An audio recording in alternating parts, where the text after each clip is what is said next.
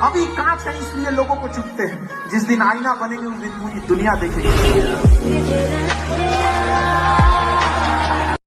ये दुख, ये दर्द, ये सब तेरे अंदर है। तू अपने बनाए इस पिंजरे से बाहर निकल के देख, तू अपने आप में एक सिकंदर है।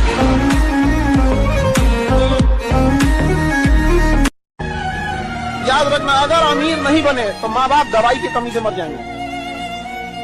अभी का जो दौर चल रहा है, सर्वाइवल ऑफ द फिटेस्ट नहीं, सर्वाइवल ऑफ द रिचेस्ट। इसलिए देर से बनो लेकिन जरूर कामयाब हो। वक्त के साथ लोग तुम्हारी खैरियत नहीं, हैसियत पूछेंगे।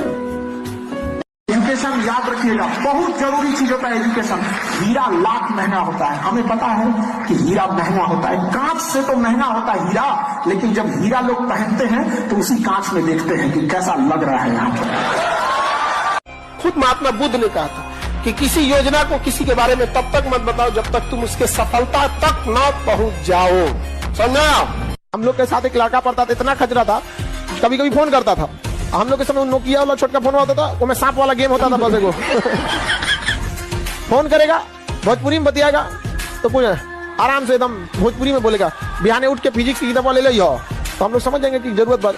कभी कभी अंग्रेजी में बोलने लगेगा तो हम समझ जाएंगे इसके बगल में कोई ना कोई है, खूब अंग्रेजी में बोलेगा तो हम समझ जाएंगे। आपको पूछता, भाई इज्जत का सवाल है, फोन मत काटने रहना है यहाँ पे, नहीं समझा? आप अंग्रेजी में बात करते रहो यहाँ पे। तू कैसे बोलता था? अंग्रेजी में बोलता था। हम लोग भी इधर से अंग्रेजी में बोल देते थे यहाँ पे, नहीं समझा? एक दिन हो गया दिक्कत। कैसे?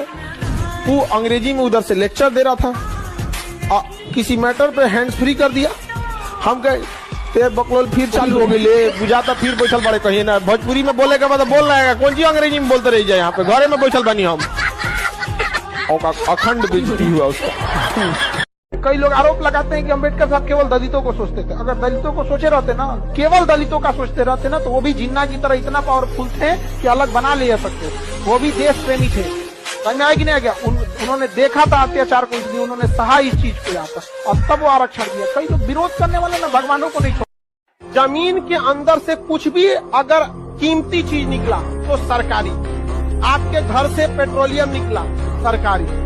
आपके घर से सोना निकला, सरकार का। मतलब घर में अगर कोई भी बहुमूल्य चीज है तो सरकार का, और कोई भी चीज खतरनाक मिलेगा तो आपका। हथियार मिला, आपका। पत्नी आपकी। लाइफ में जितना डाउन टू अर्थ रहिए, जितना सिंपल रह सकते हैं रहिए, क्योंकि कांटों पे चलना अगर आपको आता है तो फूलों पे चलना किसी को सिखाने की जरूरत नहीं है, आराम से चल जाएंगे। सबकी सबसे पहली जो शिक्षक होती है वो माँ होती है, इसलिए माँ का शिक्षित रहना बहुत जरूरी है। अगर कोई शिक्षित माँ है तो वो कभी भी अपने बच्चे को शिक्षा से दूर नहीं करेगी। ऊपर वाला भी जब आपको बहुत बड़ा जिम्मेदारी देने वाला होता है ना, तो पहले सोचता है कि इसका थोड़ा सा टेस्ट कर ले। बहुत लोग टेस्टे में भाग जाते हैं। ए भगवान, हमरा काहे लिए तुम मुसीबत लाया। चीजों से घबराना नहीं चाहिए किसी को। जिसके जिसके जीवन में कठिनाई आ रही है, आप समझिए कि आप एक सही रास्ते पे जा रहे हैं, क्योंकि वही रास्ता सफलता का है। और अगर आपके जीवन में